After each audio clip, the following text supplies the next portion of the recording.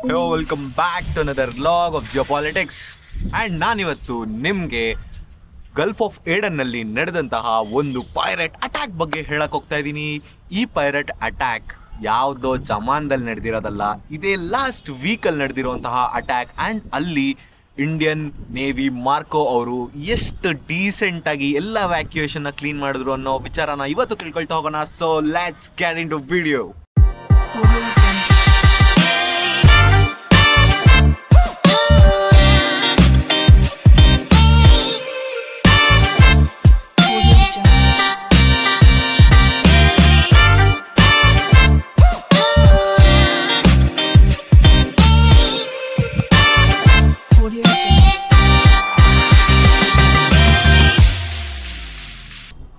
ಸೊಮಾಲಿಯನ್ pirates attack ಮಾಡಿದಾಗ 21 crew members SOS distress ಸಿಗ್ನಲ್ನ ಕಳಿಸಿ ಅವರು ಶಿಪ್ಪಲ್ಲಿರೋ ಸಿಟಿಡೆಲ್ ಅನ್ನೋ ಒಂದು ಪ್ಲೇಸಲ್ಲಿ ಹೋಗಿ ಸೇಫ್ ಆಗಿ ಕುತ್ಕೊಂತಾರೆ.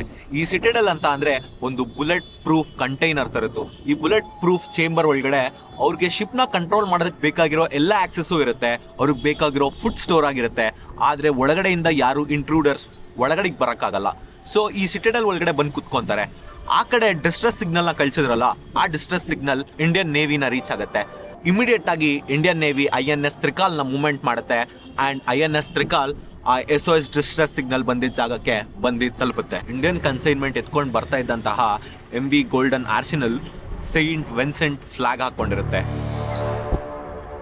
ವಿಶಾಲವಾಗಿರೋ ಸಮುದ್ರದಲ್ಲಿ ಸೊಮಾಲಿಯನ್ ಪೈರೇಟ್ಸ್ ಒಂದು ಶಿಪ್ ಮೇಲೆ ಸರೌಂಡ್ ಆಗಿಬಿಟ್ಟು ಆಟೋಮೆಟಿಕ್ ಮಿಷನ್ ಗನ್ಸ್ನ ಯೂಸ್ ಮಾಡಿಕೊಂಡು ಫೈರಿಂಗ್ ಸ್ಟಾರ್ಟ್ ಮಾಡ್ತಾರೆ. ಆದರೆ ಅವ್ರನ್ನ ಇಂಟರ್ಸೆಪ್ಟ್ ಮಾಡೋದಕ್ಕೆ ಹತ್ತಿರದಲ್ಲೇ ಇಂಡಿಯನ್ ನೇವಿ ಇತ್ತು ಅನ್ನೋದು ಅವ್ರಿಗೆ ಗೊತ್ತಿರಲಿಲ್ಲ. ಇಮಿಡಿಯೇಟ್ ಆಗಿ P-81 ಮೆರಿಟೈಮ್ ಪೆಟ್ರೋಲ್ ಏರ್ಕ್ರಾಫ್ಟ್ ಅಲ್ಲಿ ಸರ್ವೇಲೆನ್ಸ್ ಮಾಡೋದಕ್ಕೆ ಹೋಗುತ್ತೆ.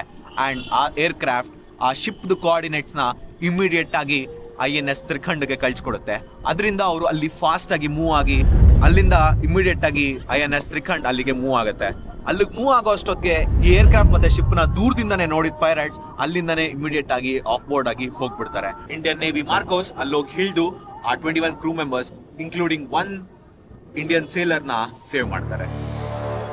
ವೈ ದಿಸ್ ಮ್ಯಾಟರ್ಸ್ ಅಂತ ಅಂದರೆ, ಇಂಡಿಯನ್ ನೇವಿಗೆ ಒಂದು ಕಾಲ್ ಬರುತ್ತೆ ಆ್ಯಂಡ್ ಆ ಕಾಲ್ ಹೋಗಿ ಅವರು ರೆಸ್ಕ್ಯೂ ಮಾಡ್ತಾರೆ. ಇದೇನು ದೊಡ್ಡ ಮ್ಯಾಟ್ರಾ? ಒಂದು ಆರ್ಮಿಗೆ ಒಂದು ಡಿಸ್ಟ್ರೆಸ್ ಕಾಲ್ ಬರೋದ್ರಿಂದ ಅವ್ರನ್ನ ಸೇವ್ ಮಾಡೋದ್ರಿಂದ ಏನು ಮ್ಯಾಟ್ರ್ ಆಗುತ್ತೆ ಅಲ್ವಾ? ಬಟ್ ಇಲ್ಲೇ ಮ್ಯಾಟ್ರ್ ಆಗುತ್ತೆ, ದ ಫ್ರೀಡಮ್ ಆಫ್ ಮೂಮೆಂಟ್.